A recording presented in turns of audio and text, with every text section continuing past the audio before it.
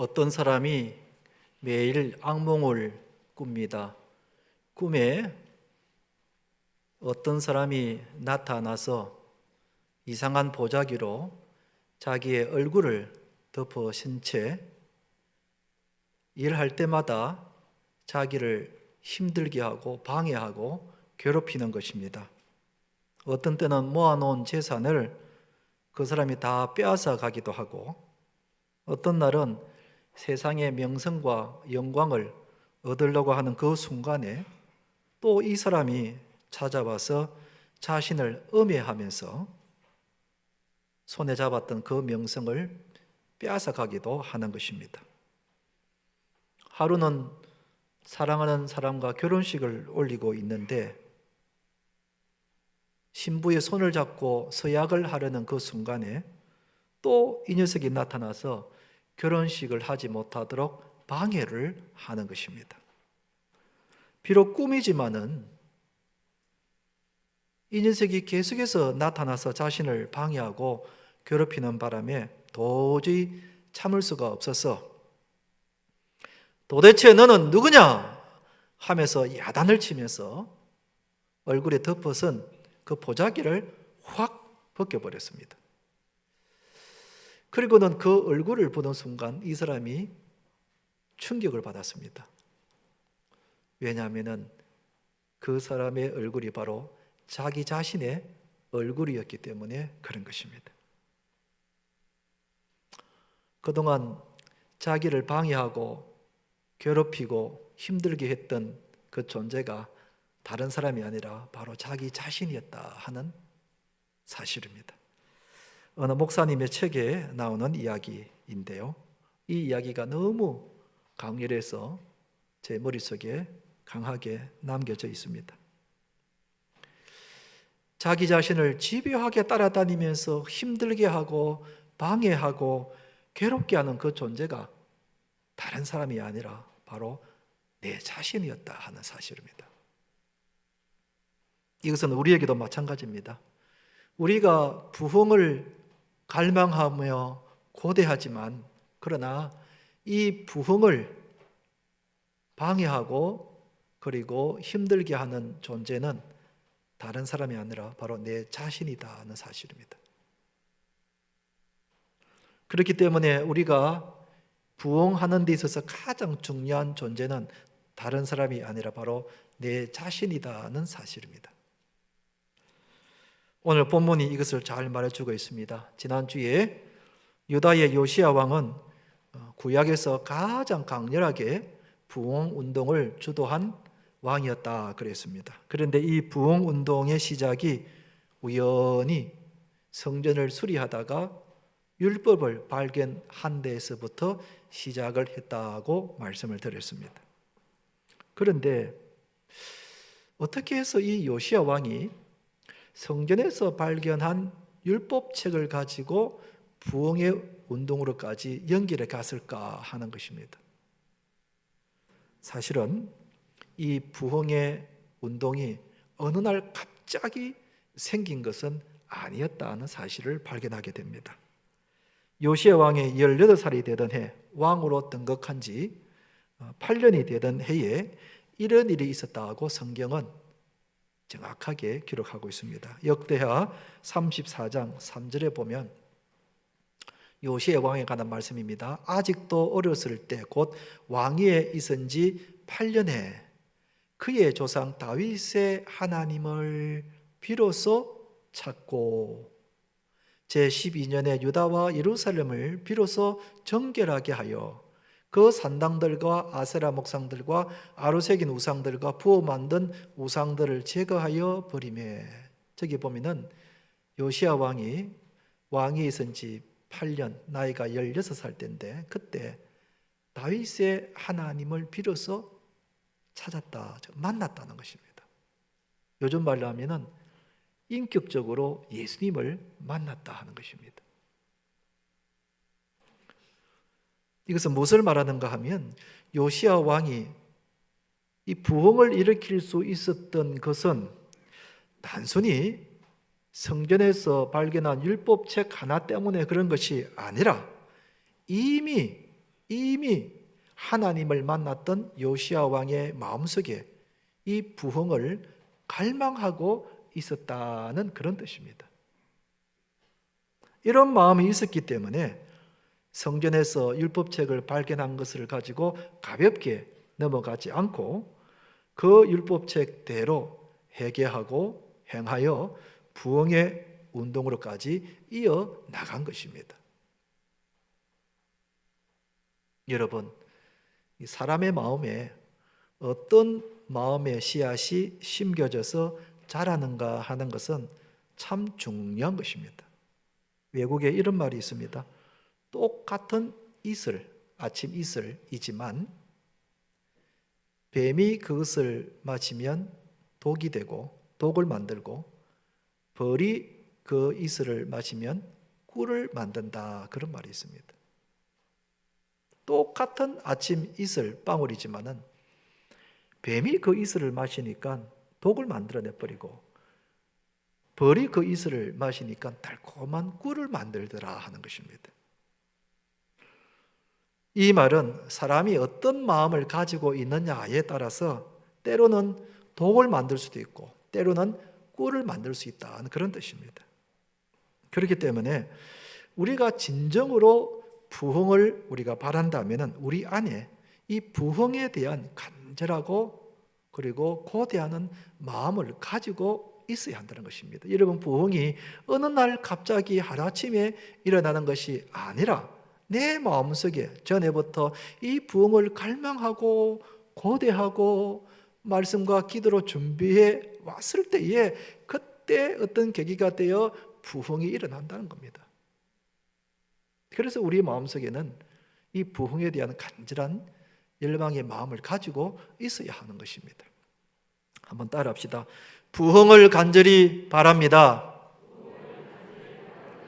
부흥을 간절히 바랍니다. 아멘. 사랑하는 성도 여러분, 오늘 이 말씀을 통해서 우리가 다시금 이 신앙의 부흥을 꿈꾸기 위해서 어떻게 해야 되는지 말씀 드릴 때 우리 모두에게 하나님께서 부흥의 은혜를 내려주시기를 주님의 이름으로 축원드립니다. 첫째는 우리가 다시금 신앙의 부흥을 꿈꾸기 위해서 어떻게 해야 되는가? 하나님께 온 마음을 다하여 예배를 드려야 하는 것입니다. 자, 읽었던 21절, 22절을 말씀을 제가 한 번 더 읽어보겠습니다. 백성이 뭇 백성에게 명령하여 이르되 이 언약책에 기록된 대로 너희의 하나님 여호와를 위하여 유월절을 지켜라 하매 사사가 이스라엘을 다스리던 시대부터 이스라엘 여러 왕의 시대와 유다 여러 왕의 시대에 이렇게 유월절을 지킨 일이 없었더니 이렇게 기록되어 있습니다. 이 구절은 요시야 왕이 유월절 절기를 회복하기 위하여 명령하는 대목인데요. 이 구절에서 흥미로운 것은 사사가 이스라엘을 다스리던 시대부터 여러 왕의 시대에 이렇게 유월절을 지킨 일이 없었다 하는 그 부분입니다. 그런데 만약 역대 왕들이 이 구절을 보았다면 아마 마음에 섭섭한 마음을 가졌는지도 모르겠습니다. 왜냐하면 역대 왕들 중에 이 유월절을 폐지했거나 안 지킨 왕이 없었기 때문에 그렇습니다. 자기 나름대로는 유월절을 그래도 지켜온 것입니다. 그런데 왜 성경은 이렇게 유월절을 지킨 일이 없다고 기록을 하고 있는가? 왜 그런가 하면 신약 시대에 유대인들이 유월절을 어떻게 지켰는가 하는 것을 보면은 알 수가 있습니다. 요한복음 6장 3절 4절에 보면은 유대인들이 유월절을 지키는 대목인데요. 예수께서 산에 오르사 제자들과 함께 거기 앉으시니 마침 유대인의 명절인 유월절이 가까운지라. 유대인의 명절인 유월절이 가까운지라. 유월절을 유대인의 명절이라고 그렇게 표현하고 있습니다. 그런데 사실은 유월절의 주인은 하나님이시죠. 그렇기 때문에 정확한 표현은 유월절은 여호와 하나님의 유월절이라고 해야 그것이 정확한 표현입니다. 그런데 요한복음에서는 유대인의 유월절이라고 그렇게 표현을 하고 있는 것입니다. 이것은 무슨 뜻인가? 당시 유대인들이 유월절을 자기 마음대로 지켰다는 겁니다. 하나님 말씀대로 지키지 않고 유월절의 본래의 의미대로 지키지 않고 자기 마음대로, 자기 기분대로 유월절을 지켰다는 그런 뜻입니다. 여러분, 하나님이 유월절을 지키라고 주신 뜻은 출애굽하게 해주신 하나님께 감사 제사를 드리라는 그런 뜻입니다. 애굽에서 440년 동안이나 종살이했던 자신들을 구원해 주신, 그리고 자유하게 해주신 하나님께 감사드리는 것이 이 유월절의 가장 큰 의미 아니겠습니까? 그런데 그런 의미는 사라지고 그냥 지키라고 하니까, 율법대로 하니까 형식적으로 유월절을 지켜온 것입니다. 그래서 유대인의 명절 유월절이라고 그렇게 굳이 표현한 겁니다. 이것은 구약시대의 역대 왕들도 마찬가지였습니다. 그들은 유월절의 본래의 의미를 지키지 않고 그냥 형식적으로 자기 마음대로, 자기 기본대로 유월절을 지켜온 겁니다. 그런데 요시야 왕은 이 유월절을 어떻게 지켰는가? 25절에 보면은 알 수 있습니다.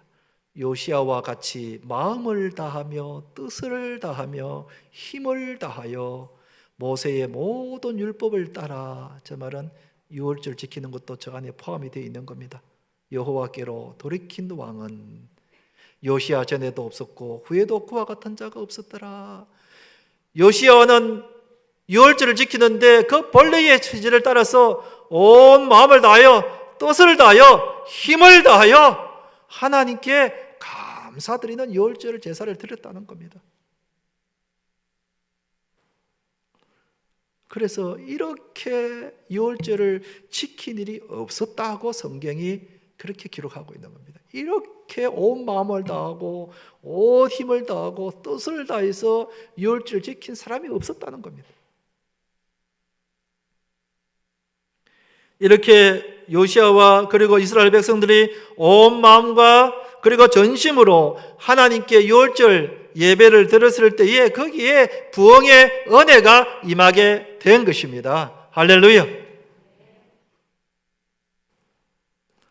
우리가 이 구절을 보면서 우리 자신을 한번 살펴봐야 합니다.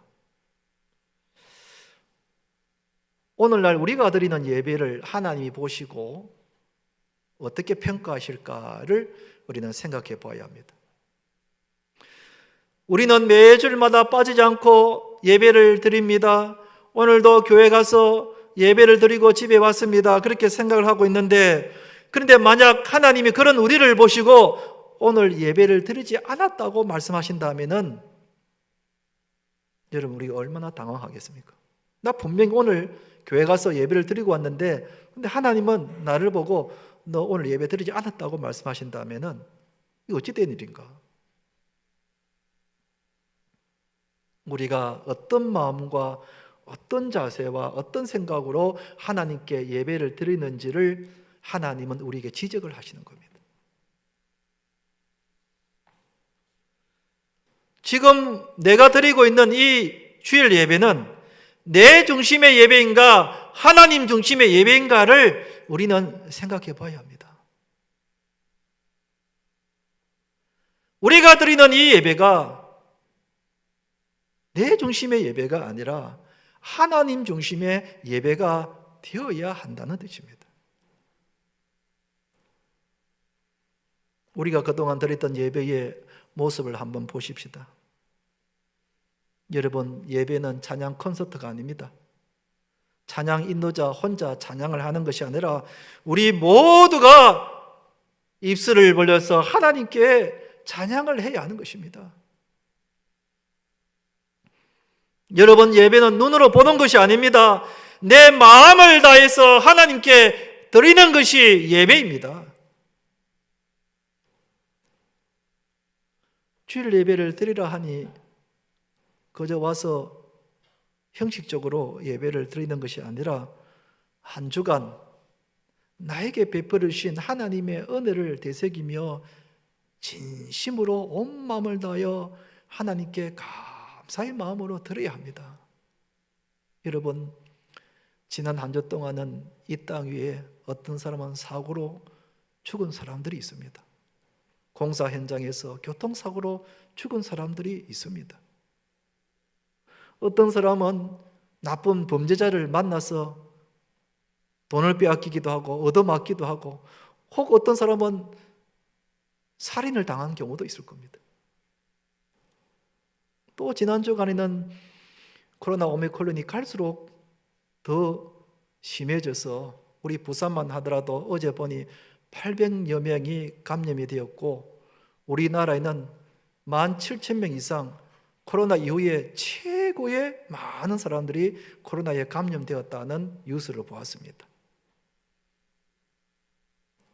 그런 가운데 하나님이 지난 한 주간에 나를 질병으로부터, 사고로부터 나를 보호해 주시고, 범죄자들을 만나지 않도록 나를 지켜주시고, 그 많은 코로나 확진자들이 많음에도 불구하고 나를 이 코로나 가운데서도 지켜주셨다는 걸 생각하면은 내 마음속에 감사의 마음이 물일들 일어나는 겁니다.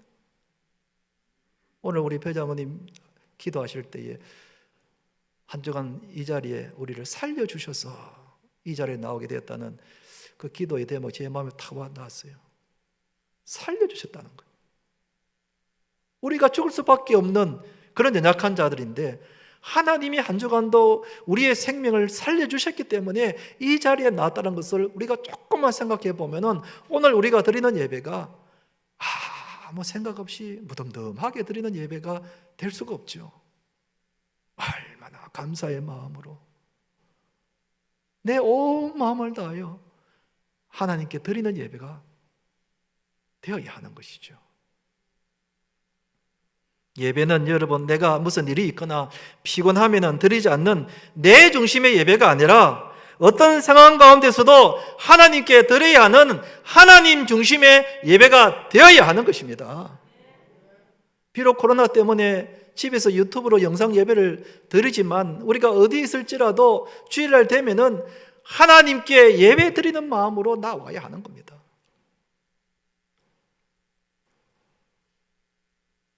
하나님은 우리가 영과 진리로 온 마음을 다해서 온 힘을 다해서 예배를 드리기를 원하시고 그 예배를 하나님이 기뻐 받으시기 때문에 우리가 그런 마음으로 드리지 않고 형식적으로 예배를 드리고 아무 생각 없이 앉아있고 그냥 멍하니 있다고 예배를 드렸다면 하나님 우리를 보시고 오늘 예배 드리지 않았다고 말씀하시는 거예요. 여러분, 이런 마음속에 어떻게 부흥의 은혜가 임하겠습니까? 하나님을 간절히 찾지도 않고 하나님께 간절한 마음으로 예배를 드리지 않는데 어떻게 우리의 마음속에 부흥의 은혜가 임하겠습니까? 그러므로 우리는 예배를 드릴 때마다 이 요시야 왕처럼 온 힘을 다하여 온 마음을 다하여 온 뜻을 다하여 하나님께 예배를 드려야 하는 것입니다. 아멘. 그럴 때에 하나님이 우리의 마음속에 부흥의 은혜를 내려주시는 것입니다. 아멘. 한번 따라합시다. 하나님께 온 마음을 다하여 예배 드립시다. 사랑하는 성도 여러분, 우리가 예배 드릴 때마다 나의 온 마음과 전심으로 하나님께 예배를 드려서 예배 드릴 때마다 하나님께서 우리에게 회복의 은혜, 부흥의 은혜 내려주시기를 주님의 이름으로 축원드립니다.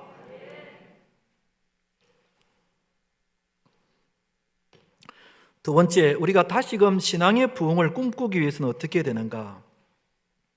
하나님보다 더 의지하는 것을 제거해야 된다 그랬습니다. 요시야 왕이 유월절을 회복시킨 후에 또 어떻게 했는가? 24절을 제가 다시 한번 읽어보겠습니다.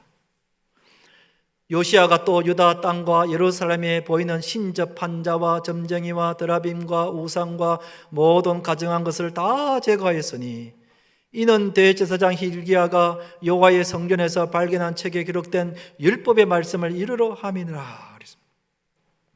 요시야 왕이 제거한 우상 중에 드라빔이라는 것이 있었다 그랬습니다. 이 드라빔은 당시 사람들이 가정 수호신으로 여기면서 크기가 조그마한 주먹만한 이 조그마한 것인데, 그래서 밖에 외출할 때는 이 드라빔 우상을 호주머니에 넣고 몸에 지니고 다녔다라고 그럽니다. 그런데 여러분, 하나님을 믿는 이스라엘 백성들이 왜 드라빔 우상을 가지고 다녔을까 하는 것입니다. 다른 이방 민족들이야 그럴 수 있다고 하지만 하나님을 믿는 이스라엘 백성들이 왜 드라빔 우상을 몸에 지니고 다녔을까? 그 이유는 하나님보다 드라빔 우상을 더 의지했기 때문에 그렇습니다.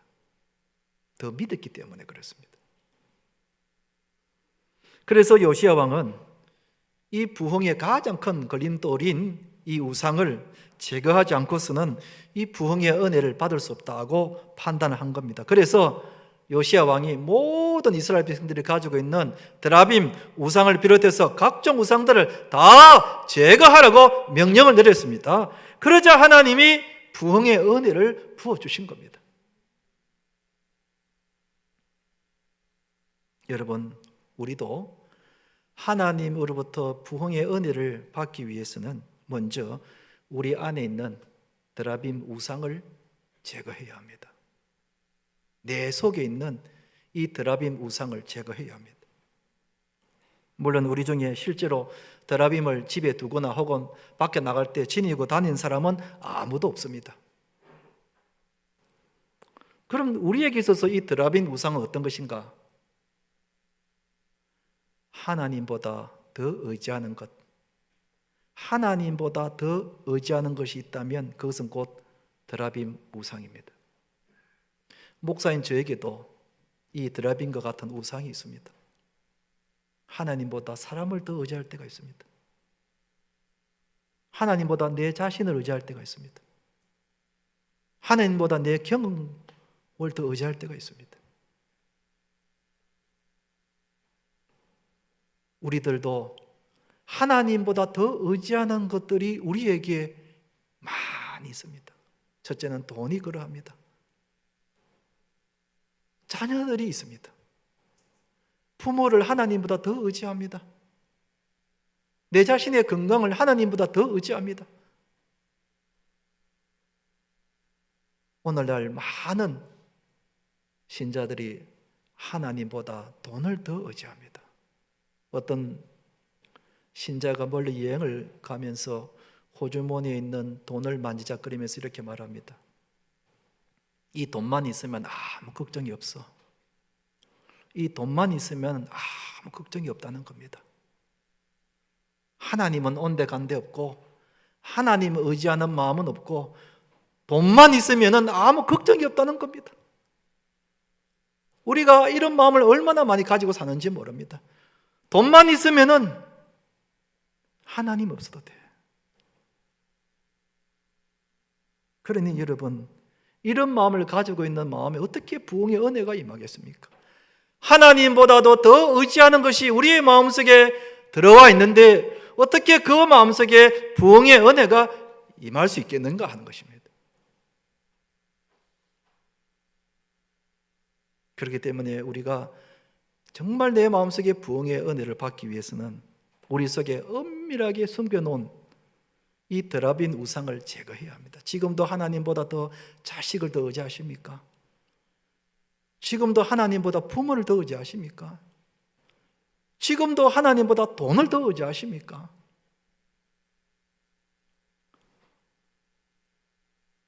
우리가 정말 부흥의 은혜를 받기 위해서는 하나님보다 더 의지하는 것을 우리는 제거해야 합니다. 이게 다 우리가 가지고 있는, 우리가 몰래 숨겨놓은 드라빔 우상과 다를 바가 없습니다. 한번 따라합시다. 오직 하나님만 의지하겠습니다. 오직 하나님만 의지하겠습니다. 아멘. 사랑하는 성도 여러분, 우리 속에 있는 이 드라빔 우상과 같은 이런 것들을 우리가 다 제거하고 오직 하나님만 바라보고 하나님을 의지하며 살아서 우리 마음속에 하나님의 부흥의 은혜를 내려주시기를 주님의 이름으로 축원드립니다.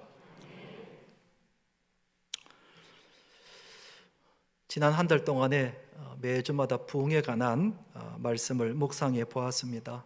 부흥이 무엇인가? 부흥은 사람이 많이 모이고 교회 규모가 커지고 행사가 많은 그것이 부흥이 아니라 진정한 부흥은 죽은 영혼이 다시 살아나는 것입니다. 절망적인 마음이 회복이 되는 것이고, 부흥은 내 마음대로 살았던 내 자신이 살아계신 하나님을 만나는 것이 부흥이고, 부흥은 하나님 기뻐하시는 대로 살아가는 그것이 바로 부흥인 것입니다. 우리가 이런 부흥을 꿈꾸면서 우리가 고대하면서 살아가야 합니다. 말씀을 준비하면서 중고등부 시절의 모습이 떠올랐습니다. 우리 고신교단에는 참으로 좋은 단체가 있습니다. 학생신앙운동, 영어로 SFC라는 학생신앙운동이 있습니다. 이 SFC는 약자인데요, Student for Christ, 예수님을 위한 학생이다, 그런 뜻입니다. 그래서 중고등부 그리고 대학생까지 우리 고신교단 안에는 이 SFC라는 학생신앙운동이라는 참 좋은 신앙의 공동체가 있습니다. 학생신앙운동에 SFC 강령이라는 게 있습니다. 그 강령의 내용은 이렇습니다. 제가 한번 읽어보겠습니다. 아마 생각나는 분들이 많이 있을 겁니다.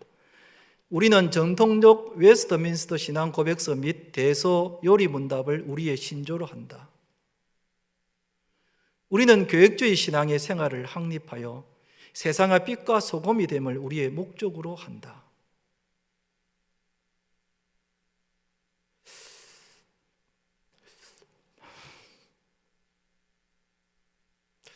우리의 사명은 다음과 같다.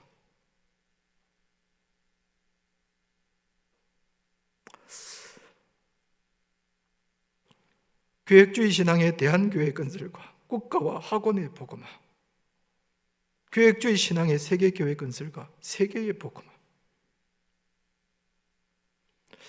네 번째는 같이 한번 읽어보도록 하겠습니다. 시작. 우리의 생활 원리는 다음과 같다. 하나님 중심, 성경 중심, 교회 중심. 제가 얼마나 눈물이 나는지 오랫동안 덮어놓았던 이 SFC 광명을 다시 꺼내서 읽어보니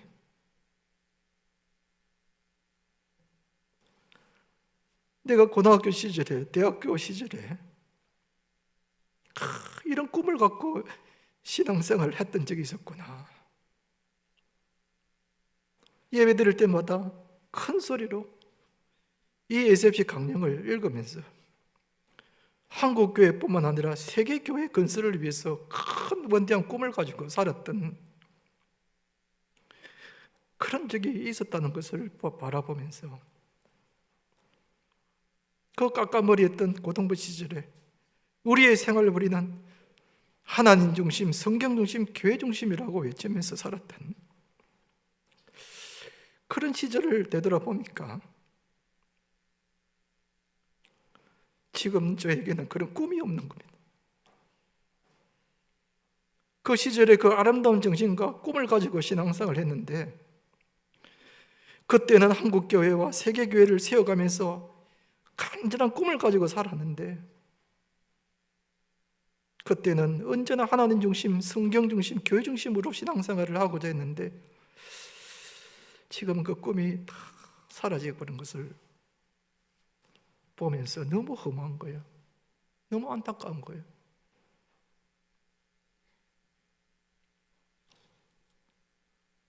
과연 우리가 회복을 넘어 부흥을 꿈꾸고 있다면 우리의 삶이 어떤 삶을 살아가야 할 것인가? 이 SFC 강령이 정말 정확하게 제시를 해주고 있는 거예요. 근데 그런 삶을 살지 못하고 있다는 내 자신이 너무 부끄럽고, 부흥을 열망하면서도 그런 삶을 살지 못하고 있는 것에 대해서 너무 안타까운 생각이 드는 겁니다. 사랑하는 성도 여러분, 우리가 이런 신앙을 회복해야 합니다. 우리가 열망하는 부흥이 뭔가? 그건 바로 하나님 중심이요, 성경 중심이요, 교회 중심의 삶을 살아가는 겁니다. 말씀을 맺겠습니다. 누가 부흥을 꿈꿀 수 있는가? 오직 하나님 중심, 성경 중심, 교회 중심의 삶을 살아가는 사람입니다. 우리 모두가 이런 신앙생활을 함으로써 회복이 되어서 우리가 다시금 부흥의 은혜가 있기를 주님의 이름으로 축원드립니다.